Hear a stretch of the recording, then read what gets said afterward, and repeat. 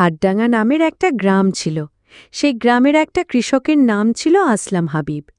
তার চাষাবাদ করে সংসার চলত। একদিন বউ, কি করব বল? জমিতে সব ফসল পচে গেছে। কি করবা বলো? উপরওয়ালা চেয়েছি তাই পচেছে। যাও, জমির আগাছা পরিষ্কার করে আসো। যাই তাহলে।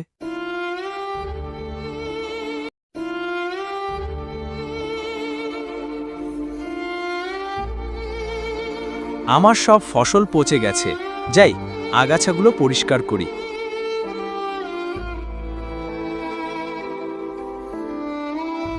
কিছুক্ষণ পর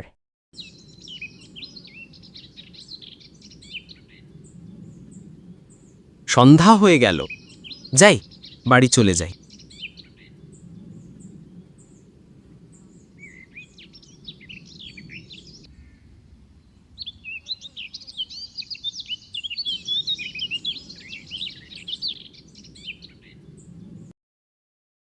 কি হলো? এত দেরি হলো কেন? জমির আগাছা সব পরিষ্কার করতে একটু দেরি হয়ে গেছে। যাও, হাত মুখ ধুয়ে আসো, আমি ভাত বাড়ছি।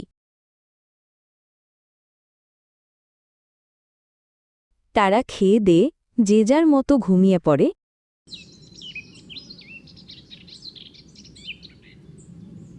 বউ, এ বউ,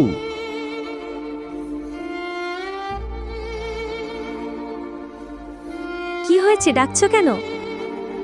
জমিদারের কাছে ফসলের জন্য টাকা ধার করতে যাচ্ছি। যাও তাহলে।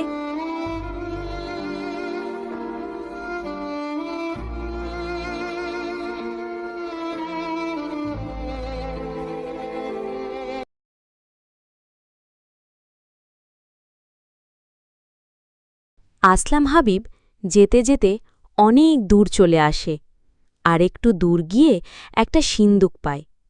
সে সিন্দুকের ভিতরে অনেক টাকা ছিল।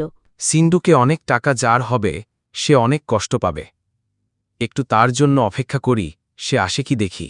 কিছুক্ষণ পর রাত হয়ে গেল, এখনো তো কেউ এলো না। যাই, সিন্দুকটা নিয়ে বাড়িই চলে যাই। সেই সিন্দুকটা বাড়িতে নিয়ে গিয়ে সে অনেক ধনী ব্যক্তি হয়ে গেল, আর গ্রামের মানুষের পাশে দাঁড়াত বিপদে আপদে।